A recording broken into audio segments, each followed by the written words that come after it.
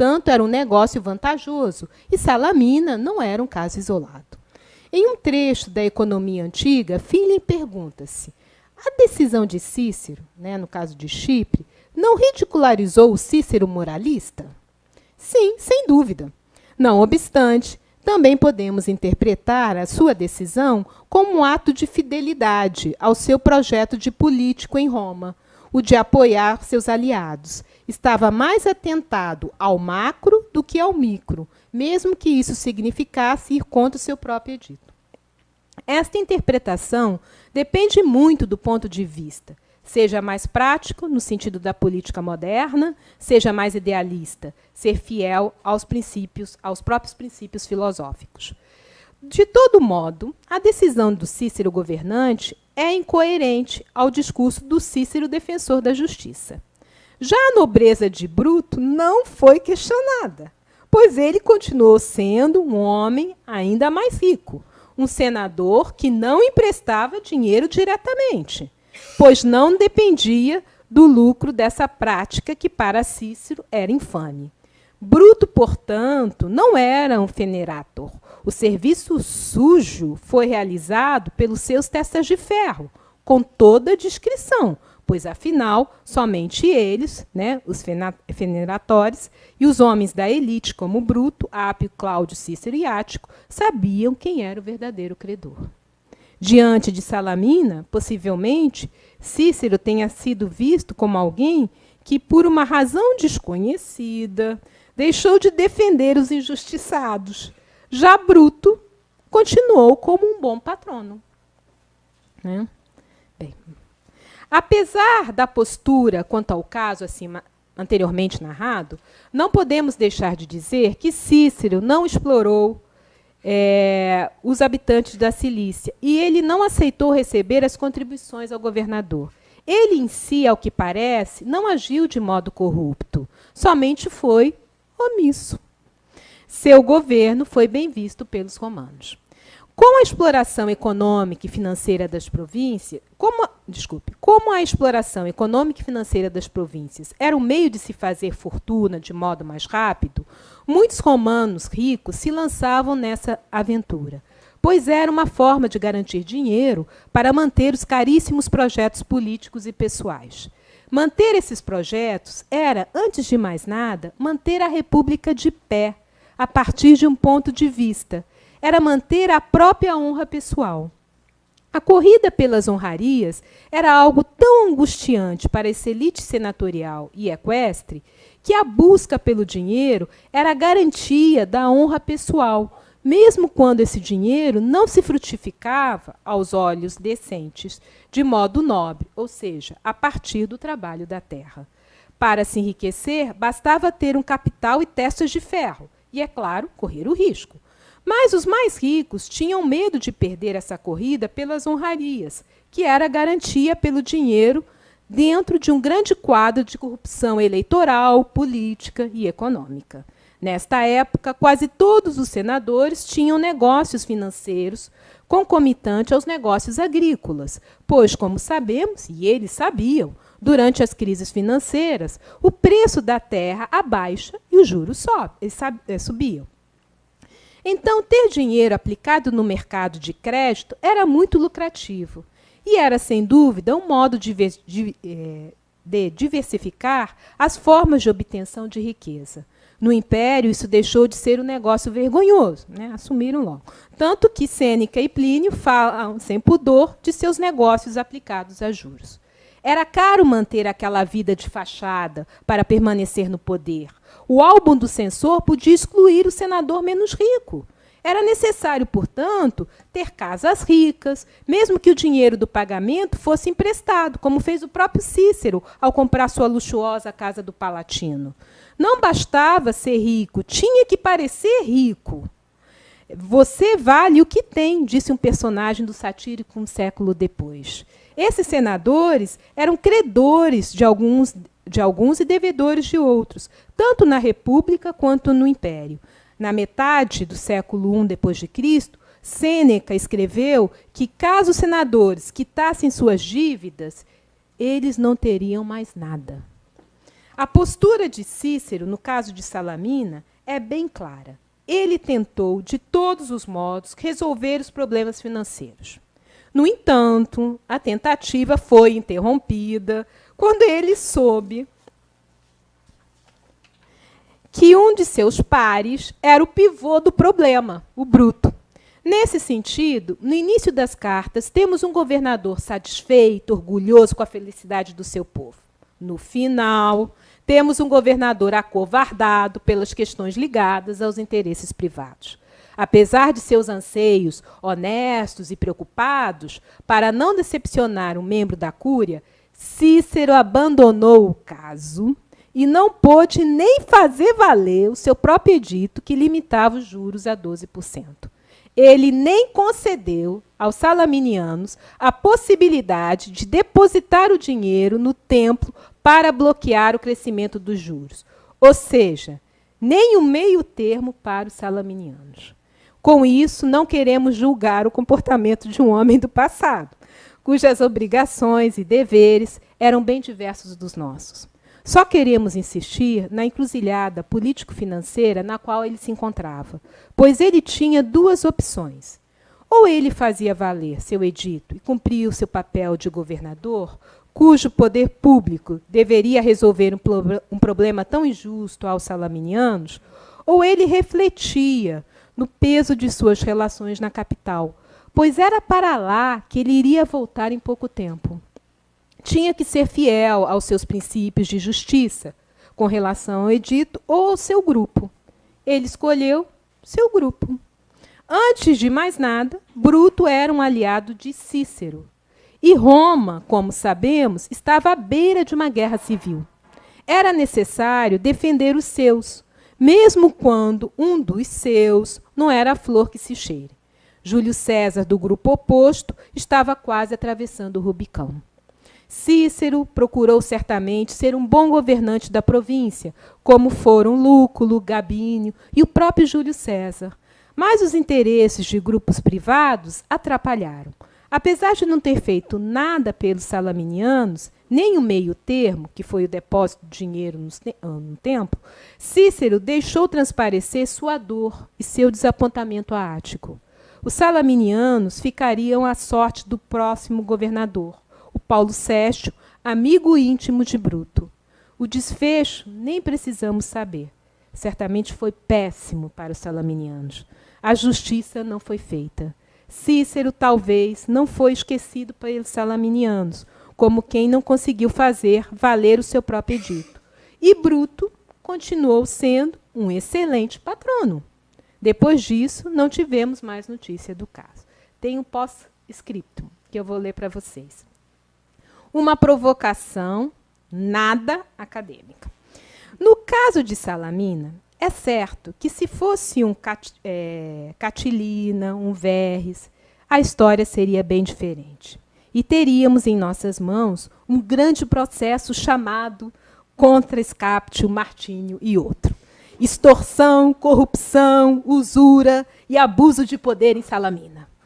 Isso prova como os interesses privados ou de grupos podem transformar totalmente as questões públicas, tanto para Cícero quanto para nós. Enquanto isso, na nossa república, os senadores continuam a prosperar por meio de extorsão, de corrupção, de dinheiro ilegal, obtido a partir de manobras políticas contra os seus apadrinhados, o povo, e vários Cíceros, assustados, continuam a se calar. Até onde a prática pode acompanhar o discurso? Diante das relações interpessoais e nas disputas de poder, a rex privata afoga a rex pública. Como uma república, cansada como a brasileira, com a república, cansada como a brasileira, a operação Salamina, como foi a catilinária, poderia se inserir perfeitamente, pela gravidade dos fatos, dentro das lutas político-jurídicas em torno de interesses privados e de grupos. Obrigada.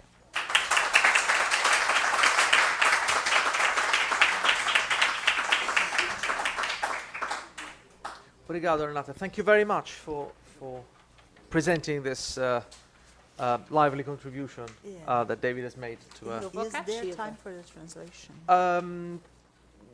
well, I How suppose much time? Well, I can do it. Shall we say until 6:30? Does that seem I'll draconian try. to you? Okay. I mean, just a quick overview of it. I think Okay. most of us, probably all of us, have followed the Well, gist of it, anyway. but yes.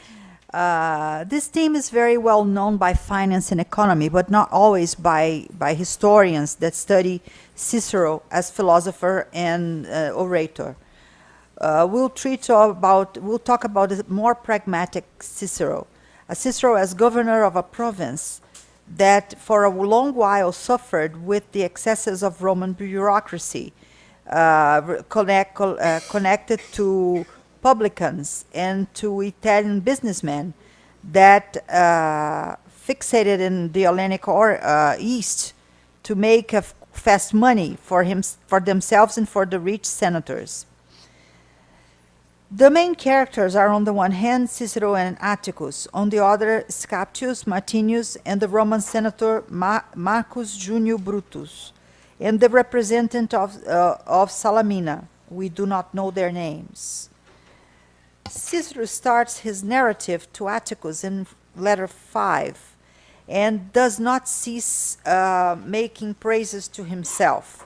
He says he never seen such cities as full of wonder as while his government. Such administration as yours is, his administration is so good that people try to give him presents of all shapes, but as he feels himself to be a very honest governor, he strongly prohibited that the cities offered him statues, sanctuaries, and other great honors, for his objective was not to create financial problems for them. He actually helped the cities when he refused to receive the remuneration paid for the governor. However, Cicero exaggerates on the self-praise to the point that he himself recognizes and says that he expects that Atticus does not get bored with the self-recognition of his own merits. In his discourse, we see a Cicero extremely interested for the public good and proud of his work. We see an honest politician that fights for just causes and for the good of Cilicia.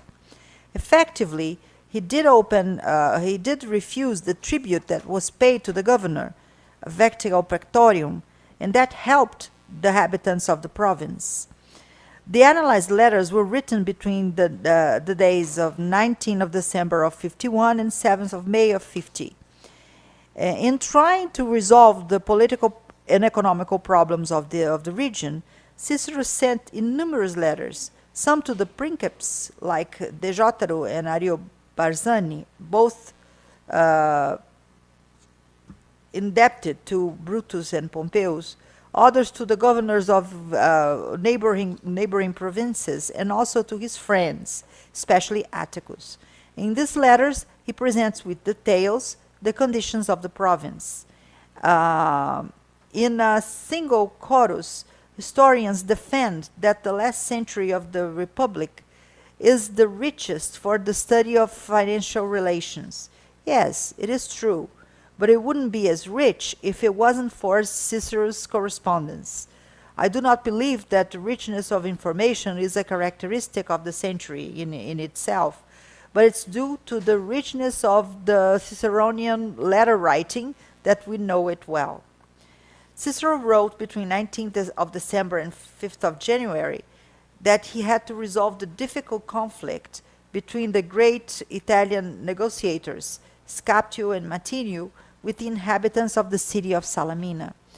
At first, it doesn't seem to be something that big, but it widened, and it was revealing itself little by little, and this is what we see in this text. The conflict was narrated by Cicero in some letters to Atticus. However, the problem started well before Cicero arrived to the province of Cilicia, and its origins are found in the year 58 before Christ.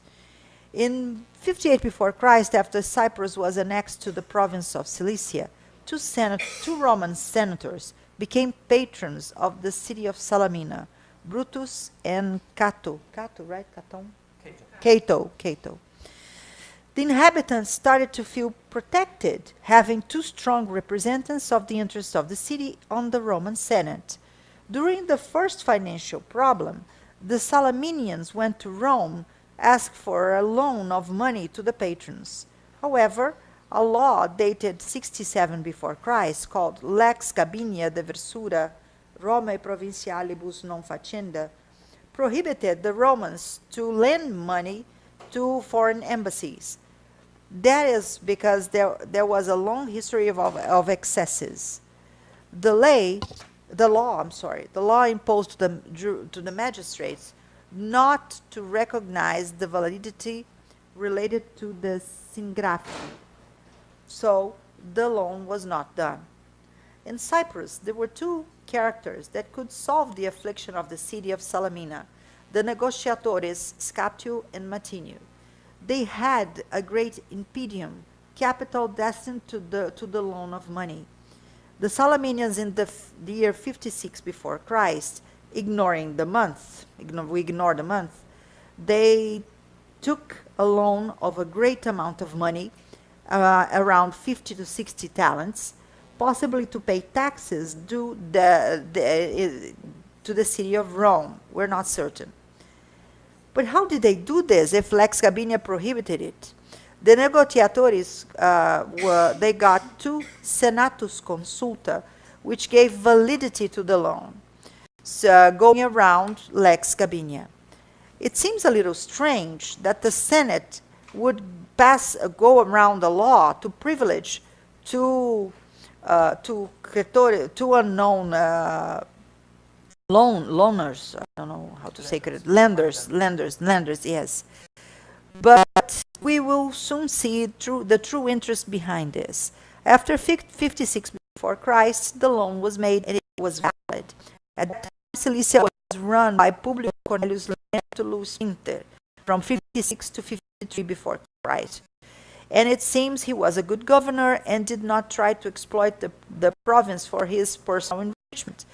But at that time, the problem was not yet blown out of proportion. The loan to the Salaminians, yes, was valid, but the patrons must have ignored the interest rates, extremely high for the time, and especially for the regional customs of that province. The legítimo modus usarum, the limit of interest rates fixed by law of that region, had already been discussed a while before in the neighboring province of Lulu, and it was of 12% a year. Anyway, the loan was done in a harsh 48% of interest rates per year. Of simple interest rates, not at least that. Obviously, facing an interest rate so excessive, it was difficult to pay the debt. In the beginning, the Salaminians paid only the interest rates. Afterwards, they renovated the loan contract, but couldn't pay anymore. Around 53 before Christ, the governor was not Sphincter, but Appius Claudius Pulchus. Who was him? He was the father-in-law of Brutus and of Neo, son of Pompey. His government was characterized by disorder, authoritarianism, corruption, especially in Salamina. Claudius protected the negotiatores Scaptio and Matinio and gave the title of prefectus to Matinio, and his cavalry for him to repress the devedores, the lenders, the debtors, yes. In this sense, Scaptio sitiated the bullet of the city, and 5 senators died of hunger inside. The Salaminians did not have the amount demanded by the authorities to quit the debt, and the repression continued. Even before he arrived in Salamina, Cicero knew about the problem, because in Ephesus, ambassadors of Salamina announced the city of led by negotiatores and informed that the Salaminians were being treated by Scapio with the blessings of God. However, when Cicero left Rome for Cilicia, Brutus recommended strongly his two familiares, Scapio and Matinio, that had business in the city. When Cicero arrived in Cilicia, Scapio, the one recommended by Brutus, went to meet him to ask for support. Cicero promised him a conversion to Brutus that he would ask the Salaminians to pay that. Since it wasn't enough to ask for Cicero's support, Scapio also asked the prefectura would be the prefectura of Salamina. He also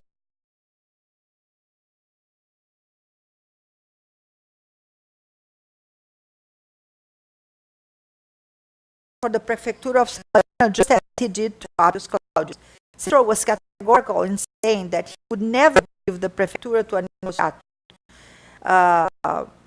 Facing the conflict as soon as he could, Cicero invited the parties, lenders and debtors, to solve it in the end of 51 AD, before Christ. The reunion was in Tarso, capital of the province. At this point, the Salaminians were able to save some money due to the great liberality of Cicero, as narrated for him by himself, of not charging vertical praetorium, a contribution paid in money to the governor of the province. As Cicero himself mentioned in the beginning of the letter 5 to Atticus, presented in the beginning of this text. So it was part of the governor's job to solve political and financial conflicts, and Cicero tried to do so. In the meeting between lenders and debtors, Cicero copied the Roman practice that had already been used in the neighboring province by Lucus, and in the year 51 installed in Rome by the Senate, limiting the interest rates to 12%, centesimi usurae.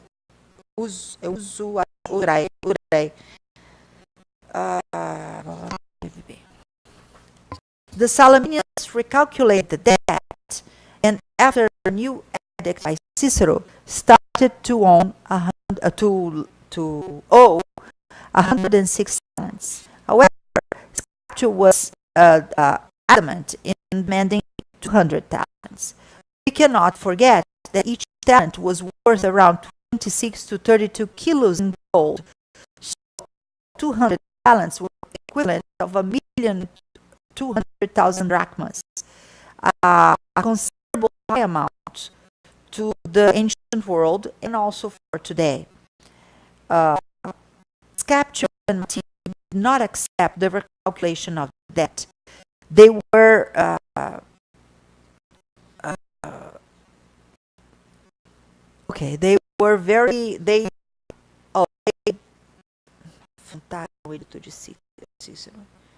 so they didn't accept the edict from Cicero because they could leave it away and wait out for another governor and try to solve the case then. Everyone knew that the new government would be Paul's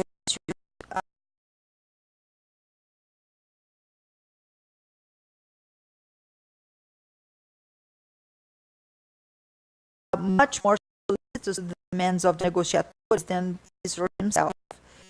Cicero asked if Scapio would prefer a good debt received at 12% or a bad debt, probably lost at 48%.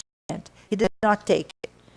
However, after the reunion, Scapio had literally an ace in the hand, in the sleeve. A letter from Brutus, a famous Roman senator and patron of the city of Salamina. After reading the letter, Cicero knew that these men were officially lenders. In reality, not the lenders, the official lenders of the debt. They were only intermediaries. They of a rich and powerful Rome that exerted great influence on Cicero, Brutus himself. In the letter, Brutus declared as the true owner of Salina and asked that Cicero protected his familiares. He also asked for Cicero's help because he took on himself all the risks of the transaction. Cicero was very scared. Atticus, on his hand, was also surprised to know that the debtor was Brutus. And this information appears in letter 6, written between days 20 and 21 of February of the year 50. When Cicero knew who the real debtor was, he moved back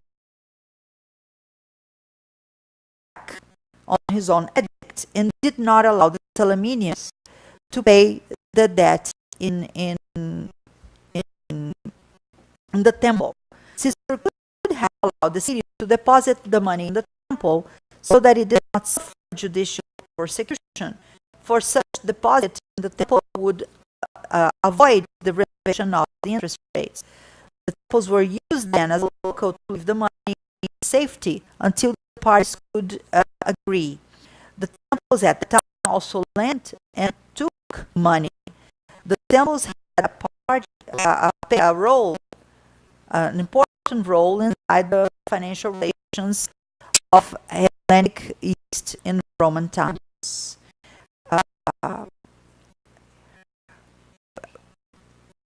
Because he was surprised about the identity of the debtor, the lender, Stone was put on the case. For the fortune of the Newcastle and of Brutus, the next governor, Paulo Cessio, was an intimate friend of Brutus, and could be a better instrument to help in the res privata of Brutus in Cilicia.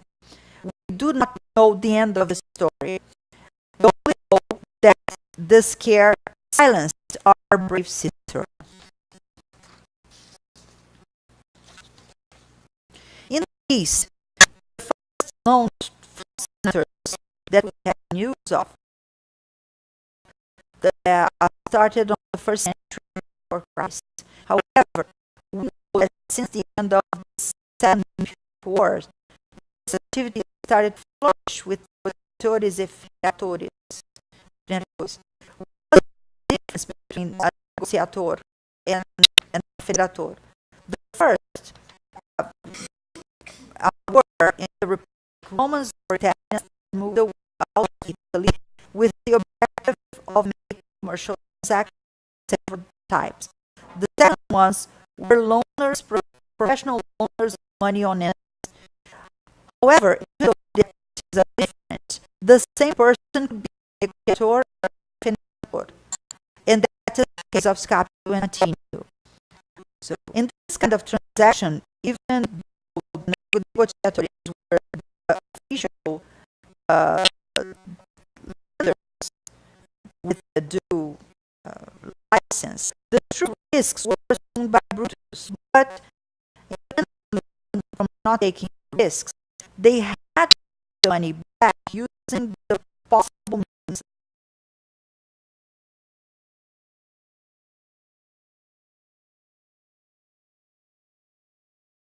legitimate or not. It is a scary picture that the city of Salmina inhabitants themselves in the hands of intermediaries that needed to respond to the true land Brutus. Everything was very cruel. The true of Salamina to profit from his business was able to get two senatus consulta validity to the loan, and thus go around to Gaia. We remember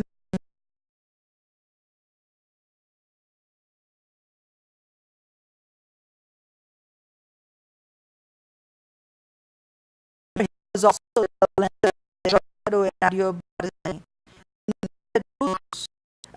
was so worried about investment that his father-in-law, Appius Claudius, he became governor of Italy in 53 for Christ.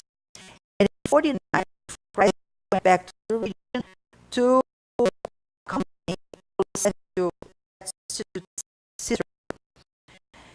The official lender kept his secret very deeply, because he was a opportunist, and he wouldn't look well for no senator to have his name in the moment of with a time higher than the amount allowed by Bruce had enough reason to keep his secret very kept, and it was kept this way. Bruce only recommended his advice. Cicero acquiesced to his cause. However, Cicero was not able to understand the intricacy of the corruption shown by political corruption. He did not expect such a surprise. Bruce's true Tamina was behind the murder of the 5 senators. Conclusion. For the non-financial questions of the Republic, that's analyzed very important because they give a relation of exploitation, investment, and profit around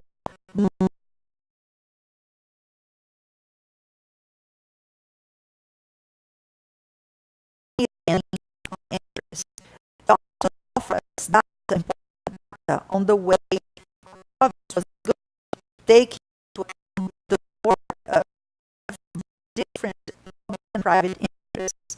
This shows the relationship between financial business and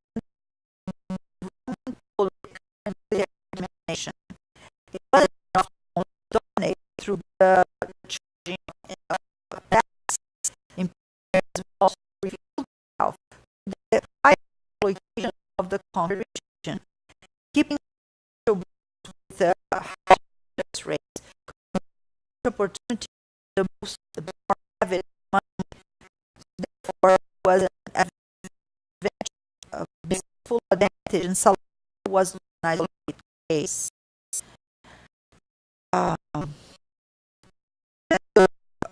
Even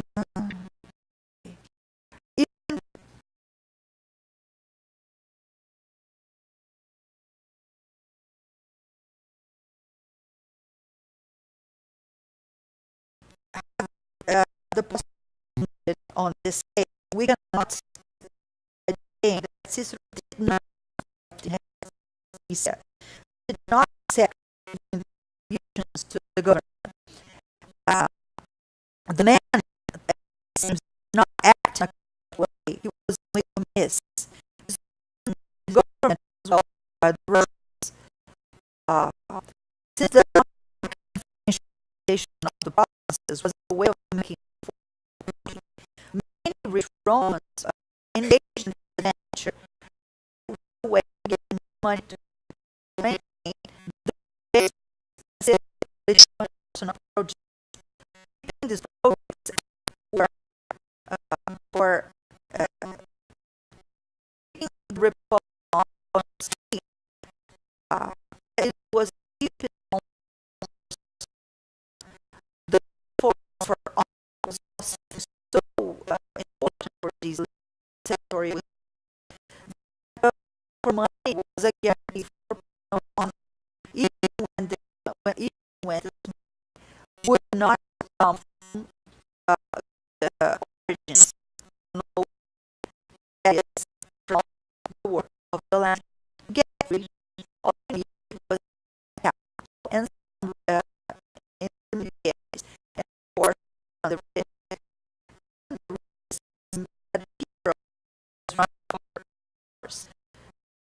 by money, the big elected at that time, all the financial business their farm business and during financial crisis goes down.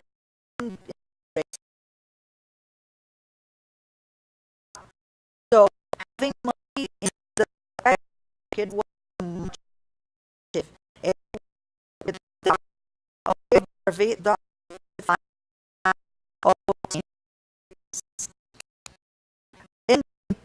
in the end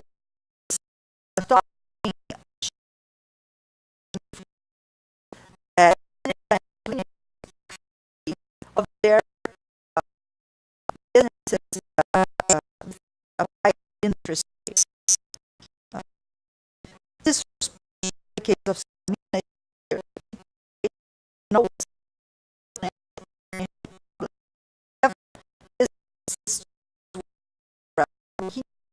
that one of these was the problem.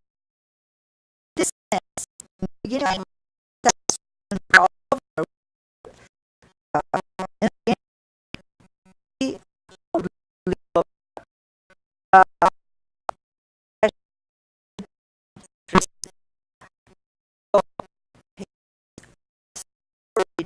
and years.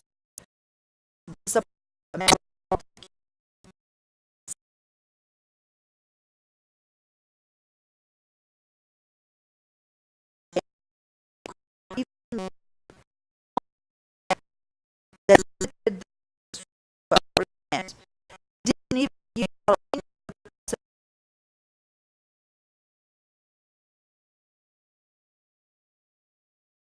the block rates.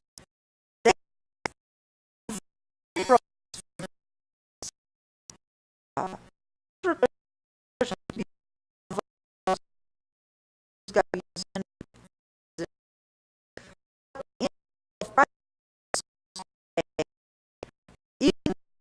not opinion is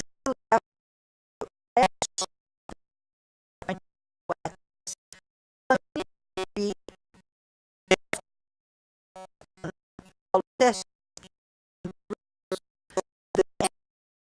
we don't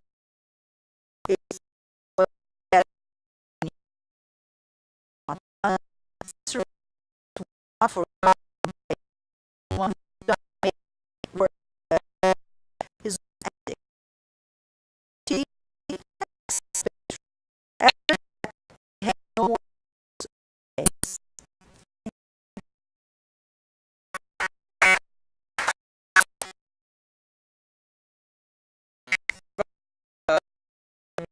to a close.